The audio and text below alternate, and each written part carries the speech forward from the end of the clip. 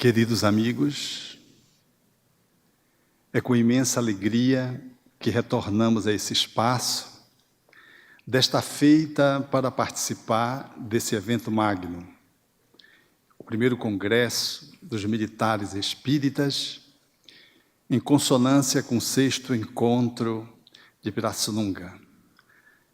Nosso carinho, o nosso afeto, um toque de açaí em São Paulo. Procurei-te desarvorado e triste pelas terras distantes, em loucas aventuras com os outros, sem conseguir encontrar-te. Aonde chegava a minha ansiedade, deparava-me com as marcas dos teus pés no chão. Cobri os meus sonhos de angústia, dilacerando todas as minhas expectativas em vãos movimentos para te encontrar. Exauri-me sem resultado feliz e caí vencido. Defrontei-me um dia com 2 estrelas que se apagavam nos olhos de uma criança abandonada e amei-a. A sua voz sem palavras e a música da sua necessidade fizeram-me encontrar nós 3, o próximo, a mim e a ti, soberano Senhor da minha vida. Não cesses de cantar, ó brisa ligeira que passeias pelo vale, nem interrompas o teu curso, ó água transparente do regato. Toda a musicalidade que embala a natureza faz-se partitura para que o cantor destrave a voz da sua garganta e inunde o mundo de harmonias. Efetivamente, essa poesia psicografada na parceria de Divaldo Franco e Vera Coim, a notável médium pernambucana, nos dá ensejo de refletir com Tagore, dessa ânsia que o cosmos experimenta, nos incluindo naturalmente, de encontrar a divindade. É da própria natureza a busca do divino. O sagrado faz parte da inclinação de todos os reinos. E enquanto espíritos reencarnados, temos uma sede de plenificação, de poder conseguir encontrar a divindade e com ela de poder desfrutar de tudo que pode advir. No entanto, nem sempre nós conseguimos ter bem colocado esse rumo da nossa movimentação existencial. Não é habitual nós podermos ter filosoficamente isso claro para aqueles que caminhamos na Terra. Nós, no entanto, aspiramos o divino sem muitas vezes conseguir identificar que é a divindade que nós procuramos. A felicidade é uma das expressões que mais caracteriza essa nossa necessidade de deificação, de encontro com uma satisfação plena. Ela, no entanto, para todos aqueles que caminhamos na Terra, nada obstante seja algo pertencente a todo ser humano na Terra, ela não está bem posta do que é que ela embute, o que é que ela significa. Mesmo quando estamos experimentando uma situação dramática, que às vezes aponta para a finalização do nosso corpo físico, quando se nos pergunta diante, por exemplo, de um câncer devastador, o que você quer? A pessoa haverá de responder, puxa, eu queria ficar um pouco mais de tempo no corpo. E em ficando um pouco mais de tempo no corpo, o que você desejaria? Eu poderia, tendo mais um tempo no corpo, poder trabalhar um pouco mais. E o que você desejaria em trabalhando um pouco mais? Assim eu conseguiria poder reunir os meus projetos que estão em andamento e conseguir fazer um pouco mais de tudo quanto eu aspiro. E se você conseguisse isso, o que você gostaria depois de conseguir isso? Se eu conseguisse fazer isso, incluindo, por exemplo, atender o meu neto, que ainda está muito pequenino e está, por assim dizer, numa expressão de exclusão ou de carência, eu ficaria feliz se fizesse isso. O chaveamento linguístico, como quem sobe uma montanha, sempre nos leva para o topo. Quando nós nos perguntamos, em conseguindo isso, o que você quer de bom com isso? Nós vamos subindo, e chega um ponto que não tem mais para onde ir, a não ser o desfrute da felicidade. É, portanto, da própria natureza humana esse anseio de chegar no cume do processo evolutivo, mesmo que apenas considerando uma vida humana, para desfrutar de algo que nós não sabemos muito bem explicar, que se coloca muito de uma forma subjetiva, enquanto sentimento, e que, para a maioria da humanidade, ainda se coloca como sendo um enigma, porque se é verdade que instintivamente nós fazemos essa movimentação, está como um tropismo natural nosso, também é verdade que nós não temos muito claro como devemos fazer isso. Assim sendo, nós vamos experimentar, viver uma vida através da qual nós consigamos alcançar esse estado máximo de planificação, de satisfação interior. Um grupo de pessoas numa movimentação existencial, desde que sai do útero, elege para si uma plataforma de ação que envolve a superação dos outros. Majoritariamente na humanidade, nós achamos que somos felizes aqueles que conseguimos ter sucesso. E assim, para ter sucesso, é necessário se sobrepor ao outro. E surge, dentre as alternativas para se alcançar esse estado máximo, que buscamos todos instintivamente desfrutar, surge essa movimentação de que eu tenho que ser sobre você, ou seja, eu tenho que ter poder, e o meu poder, ele se exerce para que eu possa ter sucesso vencendo você. Então, desde cedo eu sou convidado a fazer um movimento de competição. A competição, ela marca a maioria das pessoas que querem encontrar esse lugar de serenidade máxima. Assim sendo, desde a escola, nós já primamos por tirar as melhores notas, para sermos condecorados com medalhas, porque fomos o primeiro aluno da turma, ou daquela série, ou da escola, e assim nós vamos até mais tarde no vestibular, no Enem, vamos mais tarde na posição dos concurseiros, vamos dentro dos espaços onde nós estamos alocados no trabalho público ou privado, procurando ocupar posições de destaque. É, portanto, uma luta para chegar no topo da pirâmide. Curiosamente, a pirâmide social, ela reserva apenas 5% de espaço para os vencedores, para aqueles que buscam ser o vencedor. A metade da pirâmide, aquele ponto intermediário mais ou menos dos 25%, representam aqueles que ficam a meio do caminho. E os 70 outros porcentos constituem a base. Ou seja, a maioria das pessoas que escolhem esse caminho ficam na base. Algumas poucas conseguem chegar na metade dele e raras conseguem chegar no topo.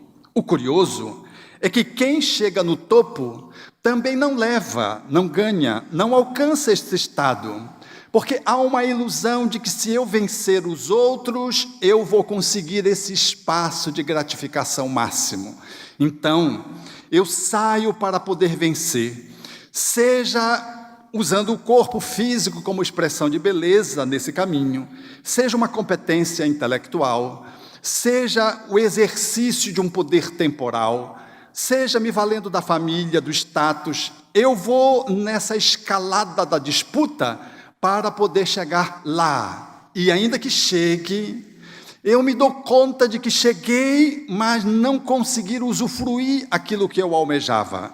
Haja vista as pessoas que conseguem alcançar esse extremo máximo da vitória, mas elas se sentem como que derrotadas, porque se transformam em pessoas esquisitas, habitualmente se transformam em adictos, assumem posturas extravagantes, muitas vezes se suicidam. Como é que uma pessoa que está no topo dessa escalada, que chegou no cume da pirâmide social, ela é capaz de fazer isso consigo mesma?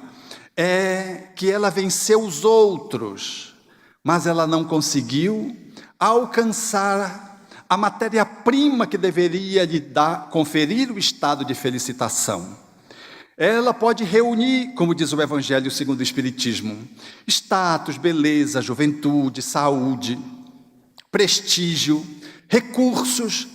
Ela pode reunir tudo isso, mas necessariamente a felicidade não está implicitamente com essa pessoa, significando que a felicidade ultrapassa, portanto, conquistas sobre os outros, portanto, conquistas externas. Esse é o caminho que a maioria da população busca seguir. E se são infelizes, aqueles que alcançam o topo dos 5%, imagine os 70% que desejavam, mas não lograram sequer chegar no meio do caminho. Daí vemos uma população amarga, difícil, porque não sabe lidar com seus anseios implementados desde criança, pela mídia, pela família, pela sociedade, de que eles têm que ser vencedores.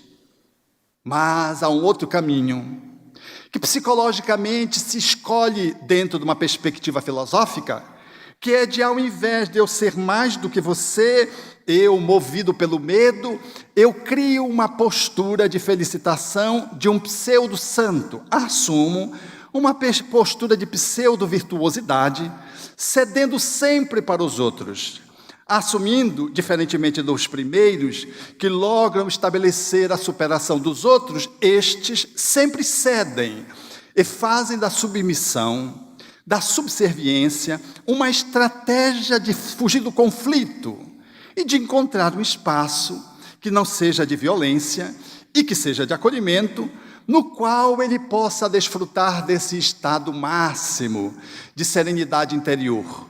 Estes o fazem valendo-se desse mecanismo de automovimentação, na qual eles negam a sua própria realidade interna.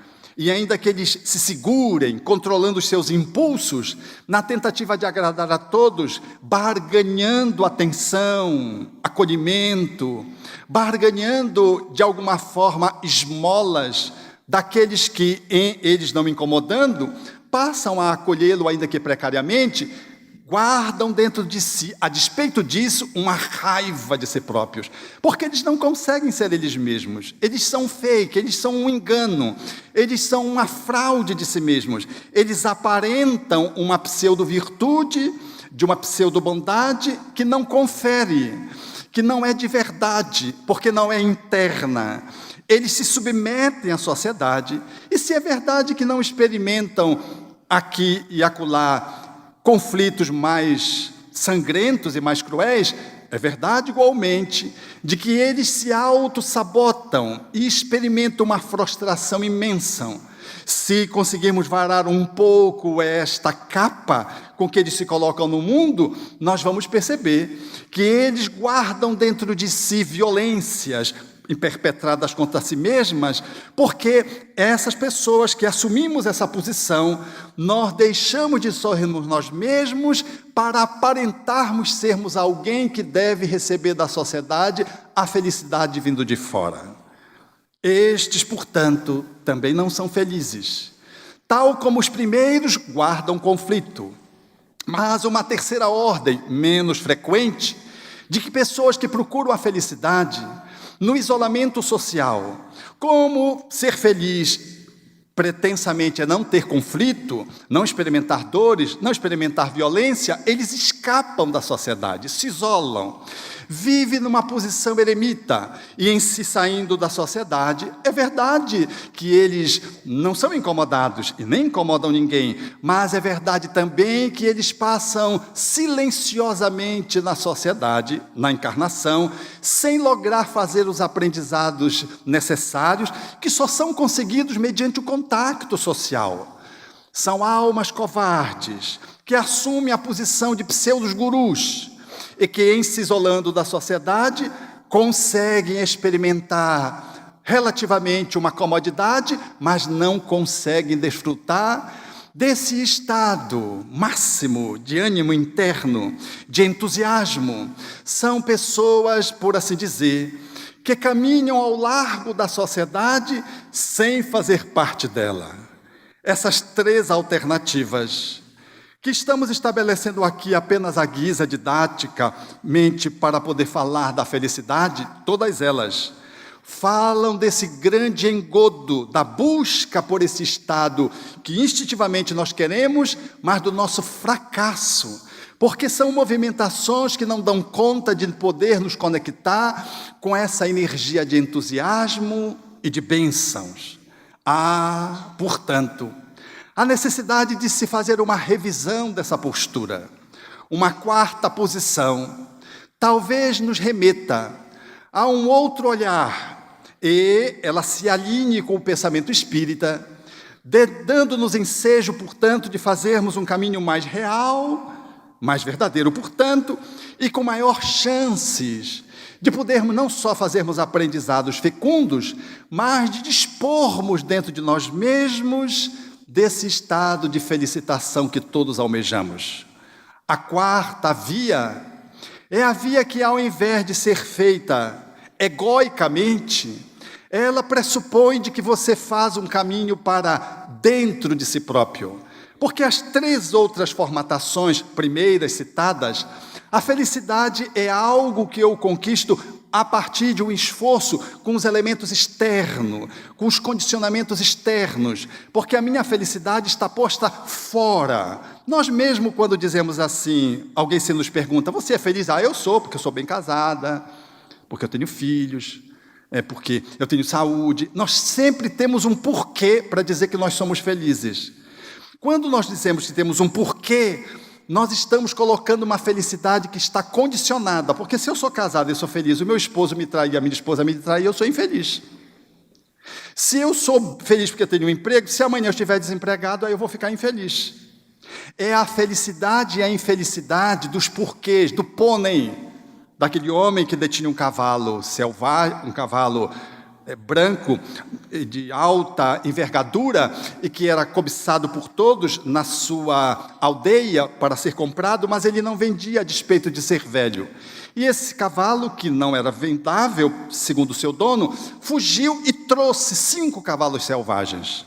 Mas antes que ele pudesse vir, ao fugir, a aldeia comentou, olha, velho gagá, tá vendo? Como era necessário que tu pudesses vender, agora tu não vendeste, tu ficaste sem um cavalo e ficaste sem um dinheiro. Estás infeliz, não é verdade? E o velho então dizia assim, talvez sim, talvez não. Digam apenas que o cavalo foi embora, fugiu. Mas quando o cavalo voltou com 5 outros cavalos selvagens, a aldeia ficou febricitante e disse, olha, o velho tinha razão. Olha que o cavalo agora voltou e voltou com 5 mais. Se aproximaram do velho e disseram, está vendo? O senhor tinha razão, velho. O cavalo voltou e trouxe 5 cavalos. O senhor realmente é feliz. Ele disse, talvez sim, talvez não. Digo apenas que o cavalo voltou e trouxe 5 outros.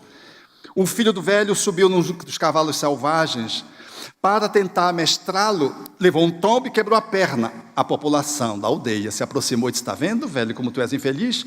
Os 5 cavalos que vieram só para a tua infelicidade, quebrou a perna do teu filho. Ele disse, não diga assim, talvez sim, talvez não eu seja infeliz. Digo apenas que meu filho subiu no cavalo para domesticá-lo, caiu e quebrou a perna. Este é apenas um fragmento da realidade em movimento. E as pessoas, sem entender o velho, foram-se. 2 meses depois declarou-se uma guerra e todos os jovens foram chamados a compor o exército. Uma guerra que seria infrutífera, porque era uma guerra como que perdida. Os adultos da aldeia foram com o velho e disse: velho, tu que és feliz mesmo, porque ainda bem que o teu filho quebrou a perna, porque aí ele foi o único que não foi alistado para ir. Os nossos filhos todos foram, todos vão morrer, então você mesmo é feliz, você é sábio. O velho disse: talvez sim, talvez não. Digam apenas que os filhos de vocês foram para a guerra, e podem voltar ou podem não voltar. Isso é apenas um fragmento da realidade. A nossa felicidade é a do pônei, é a do cavalo branco, do cavalo selvagem, é de uma ocorrência circunstancial, é uma gangorra, ora eu estou feliz, ora eu não estou. Por isso muitos filósofos dizem assim: não existe felicidade, existem momentos felizes. E temos que saborear esses momentos felizes. E nessa perspectiva, esse é um olhar egóico, é uma felicidade que se coloca em função de ingredientes externos. A felicidade proposta, numa perspectiva filosófica de um outro jeito, talvez mais profunda, é aquela que ultrapasse o ego, que o Espiritismo edita, evocando igualmente as grandes tradições que já traziam de algum modo o pensamento espírita aqui e acolá, e que Kardec pôde reunir de uma forma magistral, quando Vedanta deveria afirmar de que a infelicidade, o sofrimento, decorre de alguns itens. O primeiro, o desconhecimento do ser humano. O segundo, da imagem que ele cria dele e de que ele se apega. O terceiro, do apego que ele faz ao mundo ilusório e transitório. O quarto, um medo que ele tem desse mundo. E o quinto, a morte. Diz o Vedanta que esses elementos todos podem ser reunidos apenas no primeiro, de que os homens sofrem porque ele desconhece a si mesmo. É, em verdade, essa a proposição que o Espiritismo se nos faz.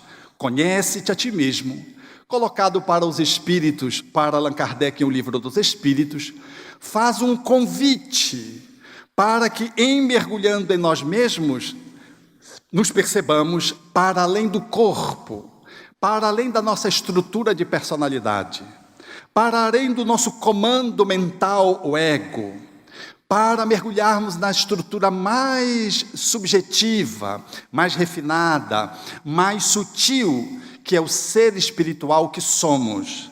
Nós não vamos ser felizes se não conseguirmos fazer essa imersão dentro de nós mesmos. É necessário esse autoconhecimento, porque mesmo sendo espíritas, muitos de nós achamos que somos o corpo. Então o corpo começa a envelhecer, a gente começa a adoecer, começa a ficar infeliz. Porque qual de vocês que tem mais de 60 anos levanta e não faz um croc, croc? Nós viramos seres crocantes, a gente levanta e até que... É difícil. Um amigo me dizia: Alberto, se a pessoa levantar depois de 60 anos, levantar e não sentir uma dor, ela pode fazer a prece de agradecimento dela porque ela está desencarnada. Vejam que muitos de vocês não têm essa idade e já sentem uma dor, já tem que levantar de lado, devagarzinho, se apoiando. A idade, ela nos convida a pensar no feitiço da mortalidade, porque somos iludidos pelos 5 sentidos e achamos que somos o corpo. O corpo é uma veste notável que a divindade nos emprestou para que nós possamos fazer o nosso desenvolvimento intelectual e moral. Mas nós não somos o corpo. Nós não podemos, portanto, dizer assim: o meu espírito não gosta disso, como se você fosse o corpo e o seu espírito fosse uma outra coisa. Você é o espírito. Não pode, portanto, você fazer uma afirmativa dessa ordem que filosoficamente está incorreta. Minha alma um dia, quando ela encontrar alguém... Que minha alma? Você é a alma. Você está no corpo. Logo, não se pode dizer: convidamos para o sepultamento do Alberto Ribeiro de Almeida, que morreu de gripe. Você não pode dizer isso, porque ninguém sepulta o Alberto. Vamos sepultar o corpo, os despojos físicos, nós não sepultamos a alma. Nada obstante, algumas vezes a alma vai junta nos casos de suicídio e de apego excessivo. Logo, nós não somos o corpo. O autoconhecimento vai fazendo com que nós ultrapassemos os limites da corporeidade e caminhemos para uma subjetividade que comparece e que se manifesta trazendo uma face de quem somos. Mas nós não somos essa personalidade. Eu estou Alberto, eu não sou Alberto. Eu sou um espírito num processo evolutivo que estou reencarnado nessa circunstância, com este corpo.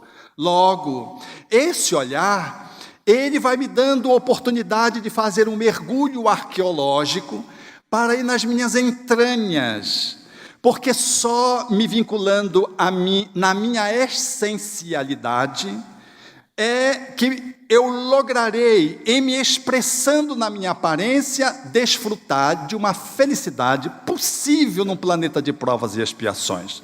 Porque esta terra em que estamos trafegando, essa bola espacial onde estamos nos movimentando, ela traz os ingredientes de sofrimento, de provas e de expiações que são incompatíveis com uma felicidade de forma absoluta na Terra, como os espíritos responderam a Kardec na questão 720. É impossível ter uma felicidade absoluta, mas é possível suavizar as nossas dores e ser feliz tanto quanto possível nos permite a nossa condição grosseira, diz também os espíritos ao codificador. Então a felicidade, dependendo do olhar, ela pode ser desfrutada e ela não está relacionada a uma condição social. Há um mínimo de elementos para que possamos compor a felicidade. Quando Kardec pergunta de que a felicidade ela é muito relativa, dependendo de para que lado você olha, porque o que para alguns terem e se sentirem felizes é suficiente, para outros não. Então Kardec pergunta qual é a cota mínima, o denominador comum, a porção que nós poderíamos dizer que é minimamente necessária para que uma pessoa possa desfrutar desse estado de felicidade relativa na Terra. Os espíritos responderam na questão 722. Do ponto de vista material, é ter o necessário. Do ponto de vista moral, é ter a consciência tranquila, serena, em paz, e a fé no futuro. Ou seja, saber que eu estou em caminho, de que eu não vou morrer, de que eu estou de passagem, de que eu sou um ser, num eterno vir a ser e um eterno vir a transcender. Esse olhar nos dá a oportunidade, portanto, de dar novos significados para a nossa existência. Porque eu passo a compreender que não sou o corpo, de que eu não sou a minha personalidade, de que eu manifesto através dela, de que eu sou espírito. E quando Kardec pergunta para os espíritos o que é o espírito, os espíritos respondem a um clarão. É uma centelha etérea, falando, portanto, de que a nossa essência é divinal, de que a nossa essência nos remete a um processo luminoso, há um processo de claridade interna. Esse olhar faz-nos perceber, portanto, de que nós só conseguimos dar conta de poder fazer um caminho bem aderente e poder desfrutar da felicidade possível de ser alcançado na Terra, se nós nos identificarmos com a nossa essência, com esse Deus, com D minúscula, que somos, com esse ser que as nossas entranhas revelam e que pode comparecer ajudando a estruturação do nosso ego. Esse olhar, ele deixa de se transformar a felicidade em algo que está externo, que eu vou conquistar, ou algo que eu vou ser feliz porque eu consegui um emprego, um filho, uma família, saúde, para desfrutar de uma condição de natureza, posto que quem mergulha dentro de si mesmo evoca a fala de Jesus do encontro com o reino. Buscai o reino dos céus e a sua justiça, e tudo mais vem como consequência. Felicidade é consequência, não é causa. Felicidade decorre desse mergulho interno. Era por isso que Jesus haveria de dizer para o fariseu: o reino dos céus está dentro de vós. Era uma pessoa desqualificada, atrapalhada, conflituada, uma pessoa, portanto, que não se colocava bem na sociedade, era uma pessoa de uma qualidade de vida péssima, mas Jesus diz que está dentro dele a felicidade, querendo significar de que se ele fizesse uma revisão de si mesmo e pudesse visitar um espaço mais interno, nas suas entranhas, ele poderia fazer um mergulho de tal modo a encontrar a própria felicidade, que era o reino dos céus, na linguagem de Jesus, plenitude na linguagem psicológica, que está dentro da pessoa. Então a felicidade, ela é autorreferente, não é um objeto externo, não é uma condição exterior, é uma condição interna, que nos faculta poder lidar com os desafios externos e poder fazer um manejo adequado de convivência social, humanitária, de tal modo que não percamos o ritmo da nossa caminhada, não percamos o canal no leito do rio, porque em a natureza está na essência de tudo esse caminho para a felicidade. Eu estava certa feita em Rondônia, e quando eu ia para o aeroporto, um amigo diminuiu a coisa do carro e disse: olha, Alberto, são as borboletas. Elas estão fazendo o caminho nessa direção. Todo ano elas fazem o caminho nessa direção. E eu disse: por que elas estão indo nessa direção? Eu disse: eu não sei, eu sei que elas vão. Vê se tu vê alguma no outro sentido. Não tem nenhuma perdida, ele comentou. Eu fiquei tão impressionado que quando chegou no aeroporto, eu fiquei olhando as borboletas que também estavam passando por dentro do aeroporto. Não tinha uma borboleta contrária. Elas têm um chipzinho que sabe para dizer para onde é que elas têm que ir. O mesmo chip que fez com que os elefantes, no Sri Lanka, quando surgiu aquele enorme tsunami, fez com que eles se inquietassem, porque as placas tectônicas se movimentaram lá no interior dos oceanos. Aquela região não tem registros técnicos, porque são pobres. E as placas em se mexendo, as ondas começaram a se formar. Para chegar na praia, demoraram 6 horas. E os elefantes ficaram inquietos. E os lativos que conduziam os elefantes para conduzir os turistas, consideraram os elefantes e seguiram com eles para os lugares altos. Não morreu um elefante. Eles sabiam o que estava por acontecer e conduziram o humano para se libertarem de uma possível desencarnação por falta de conexão com a essência interna. Se a borboleta tem, se o paquiderme tem, por que nós não temos? É lógico que nós não temos é conexão com isso. Então, em Belém, tinha um cidadão chamado Miguel, um homem notável, que a União Espírita Paraense, a federativa do meu estado, visitava para poder atender, porque era uma família socioeconomicamente dependente. E eu fui visitar recém-formado o seu Miguel, levado por um amigo comum, que quando chegou perto do seu Miguel, disse assim: seu Miguel, falando bem alto, é o Alberto, ele é médico. Aí ele virou para mim e disse: Alberto, eu estou dizendo isso porque o seu Miguel não se queixa para ninguém. Aí o seu Miguel começou a falar da sua vida. Era alguém que não tinha a perna direita, tinha a perna esquerda, tinha uma erisipela, e ele começou a falar da erisipela, falou dos dedos da perna esquerda que o rato tinha comido, falou da diabetes, falou, além da surdez, da cegueira, que fazia com que, em função da diabetes, ele se coçasse, feria, ele não sentia dor porque ele tinha hanseníase, em função da própria diabetes, a cicatrização era difícil. E que mais, seu Miguel? Seu Miguel tinha pressão arterial alta. Que mais, seu Miguel? Asma brônquica, porque o lugar era um alagado, Belém chove muito, aumentava a umidade, ele fazia crise de asma. Que mais, seu Miguel? Verme. Aí começou a dar os sintomas do verme. Lá pelas tantas, eu perguntei para o seu Miguel, considerando que o amigo já tinha me falado, eu disse: seu Miguel, e como é que é a vida para o senhor, tendo tudo isso? Aí ele me disse assim: sabe, nesses últimos 6 anos, quando aconteceu tudo isso comigo, que surgiu esses sofrimentos não, aí ele começou a procurar uma palavra para dizer que não era sofrimento, mas não encontrou, porque era sofrimento. Aí ele disse: aí eu tenho vivido assim, e aí eu lamento porque eu precisava sustentar a minha família. A família era uma senhora que estava sentada na entrada da casinhola, que era 2 compartimentos, olhando para o céu, que eu achei que ela estava meditando, ela é esquizofrênica.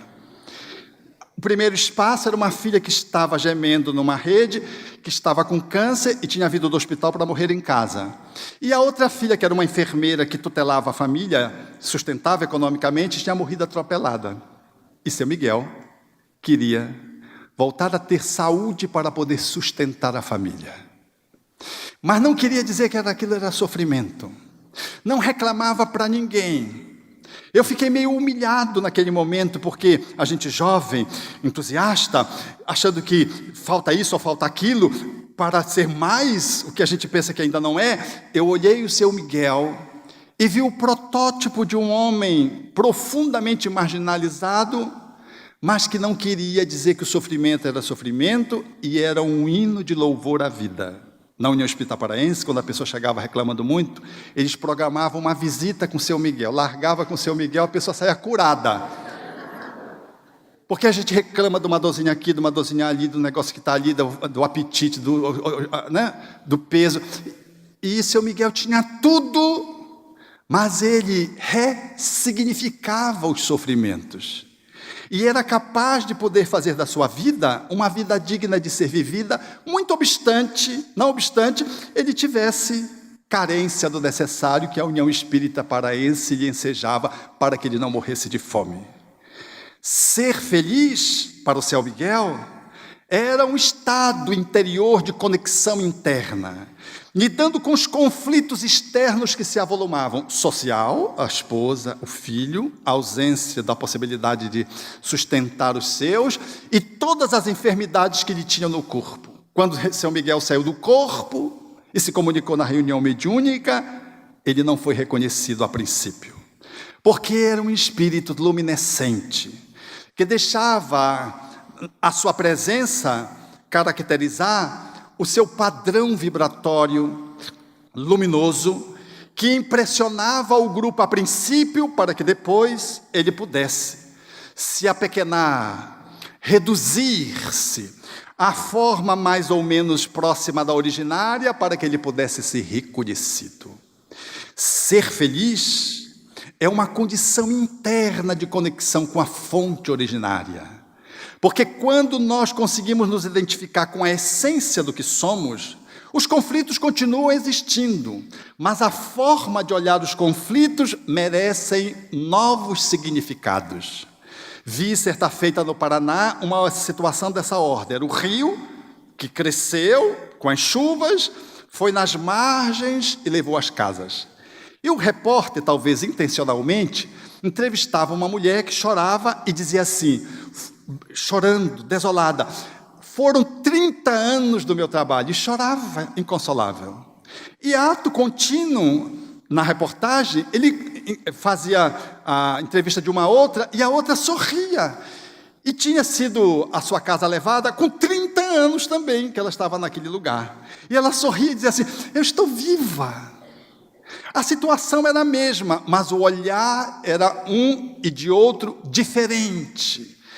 Se estamos ancorados na fonte que somos, nós não vivemos alienados e achando que, numa atitude sadomasoquista, achando que todo mal é bom. Não, ou que todo sofrimento é o que a gente tem que sofrer mesmo. E a gente até busca mais sofrimento para mostrar que a gente é capaz de poder ressignificar. Não, o Espiritismo não é uma doutrina sadomasoquista. É que, estando conectado conosco mesmo, nas nossas entranhas, nós somos chamados ao exercício da construção das virtudes, dando significados positivos para as ocorrências negativas que vêm de fora, para os reveses, para as doenças, para os conflitos. E a despeito, às vezes, de não ter saúde, a gente pode ser feliz. Tanto quanto possível a nossa condição permita, mas sobretudo mesmo, no exato tamanho da minha conexão interior. Se eu estou desconectado do Wi-Fi cósmico, do divino, aí eu estou no ego. E aí qualquer unha encravada já vai me deixar infeliz. Qualquer dorzinha, qualquer rusga doméstica já vai me permitir ficar no estado de tristeza e possivelmente depois caminhar para uma depressão.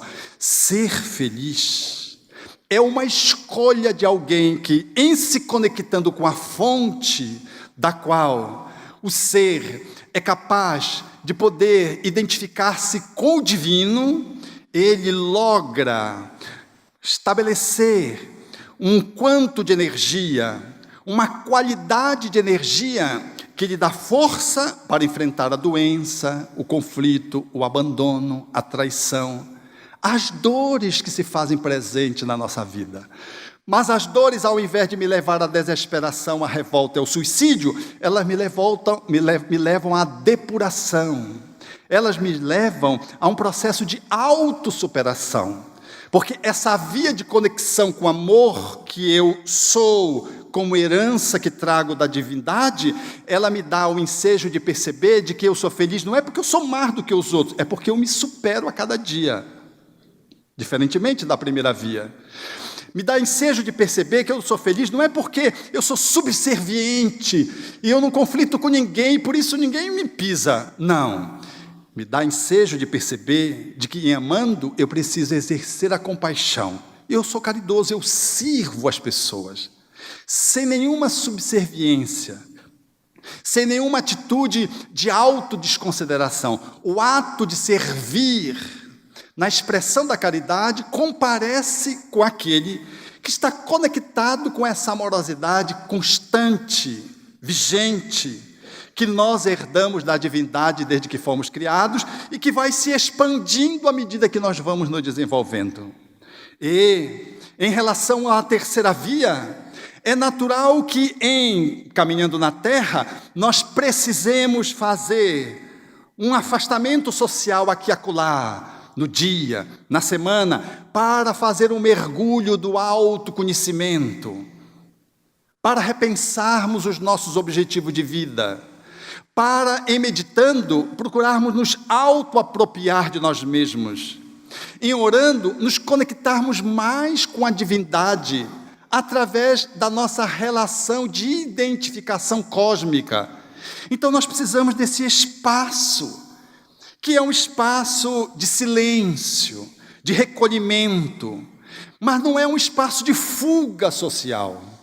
É um espaço que pode e deve ser diário, como propunha Santo Agostinho e Allan Kardec na questão 919A do Livro dos Espíritos, para que eu vou podendo perceber meus padrões que compõem a trama das minhas relações, no cotidiano, em casa, no trabalho.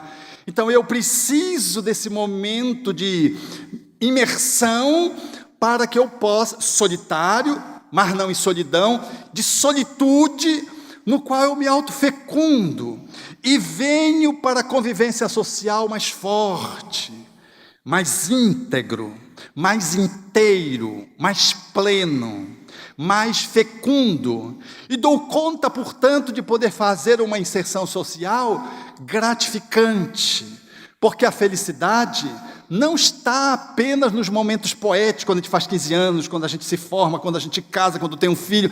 Esses são os momentos poéticos da felicidade, são tão poucos.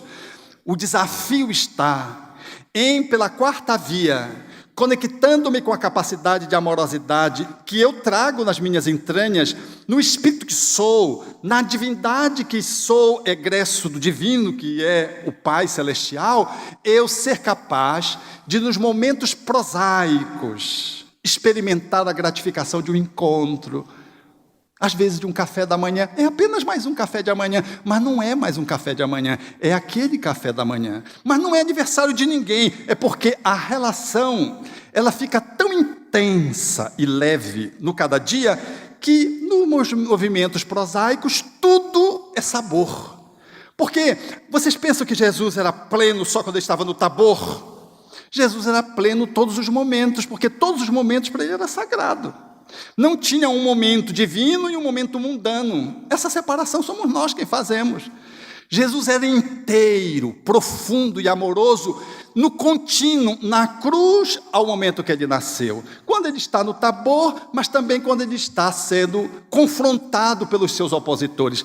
Todo momento para ele era um momento sagrado, porque ele estava investido de uma amorosidade e ele conseguia fazer desse espaço de encontro o encontro maior, que era de poder desvelar o divino na sua movimentação na terra.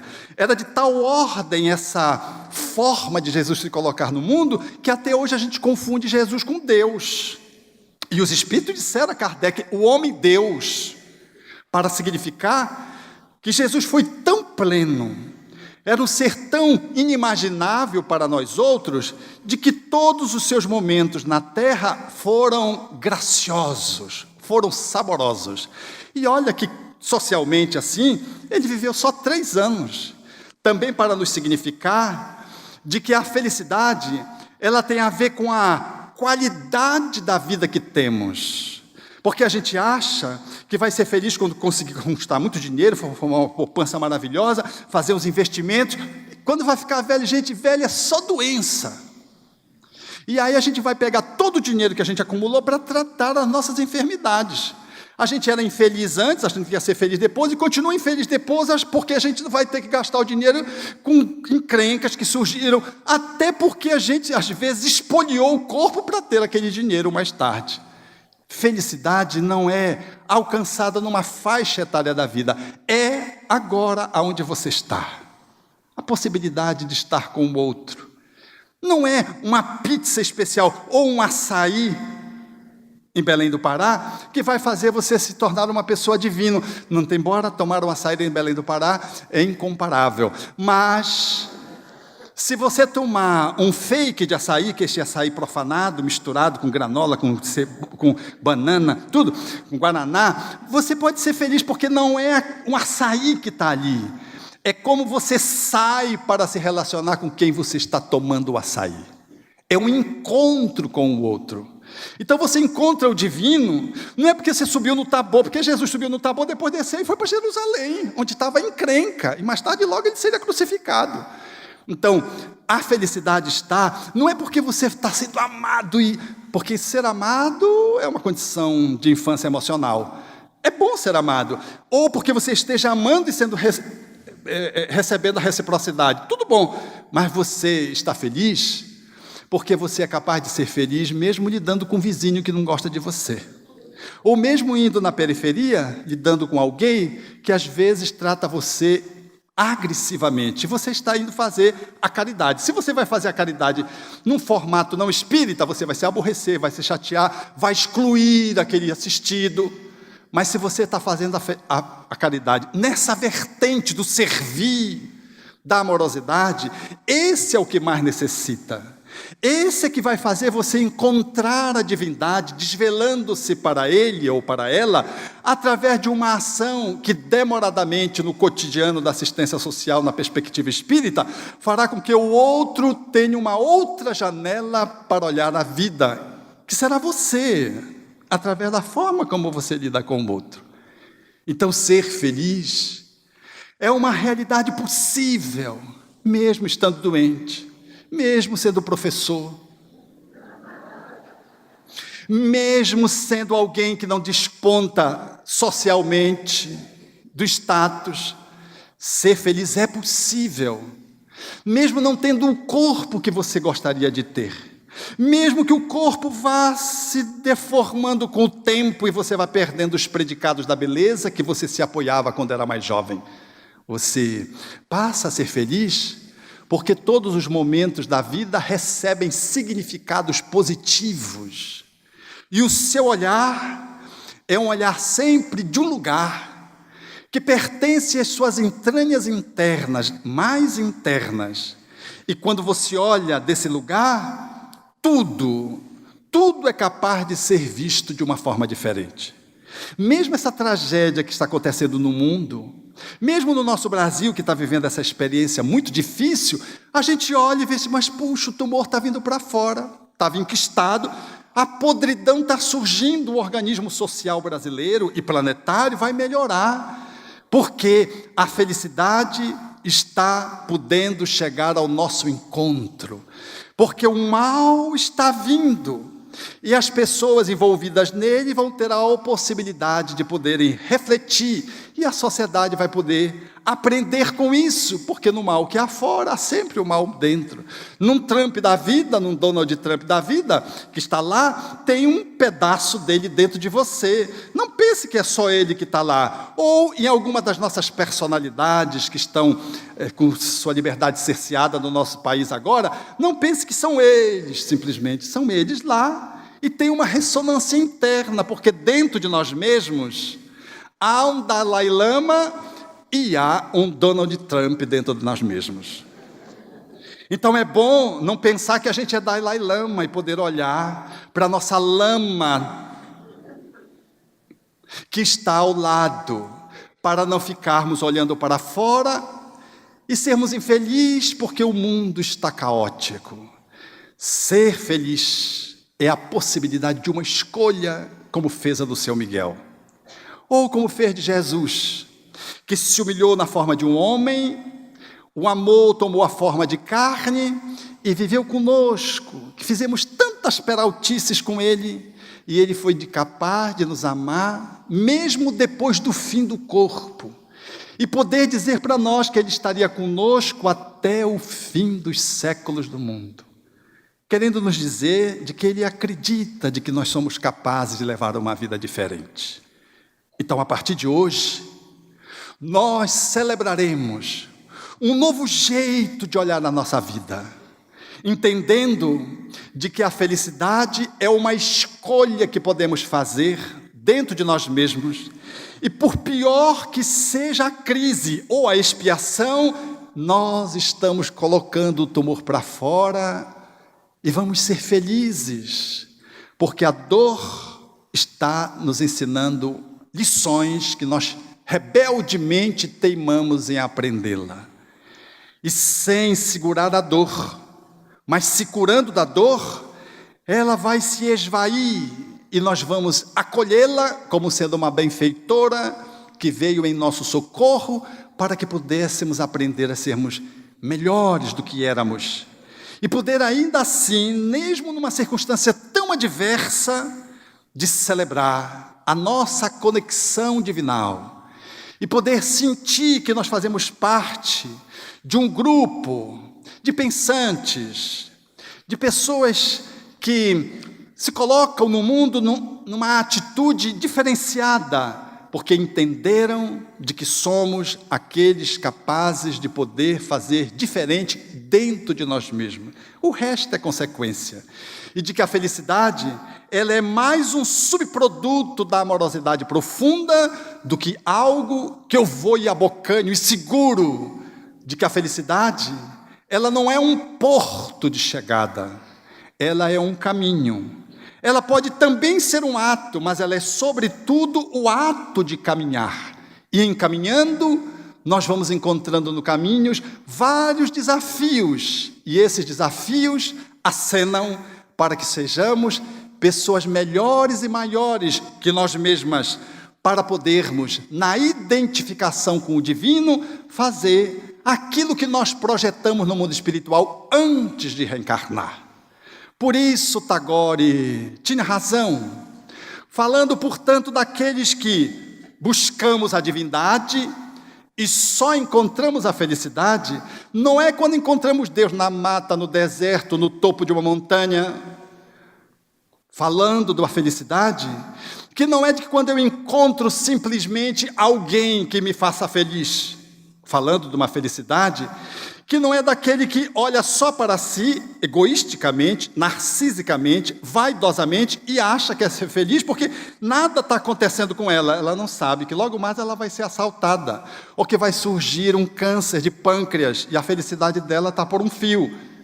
De que nós somos felizes quando nós somos capazes de poder encontrar a amorosidade na minha relação com o outro. E no vértice desse encontro, a divindade se revela.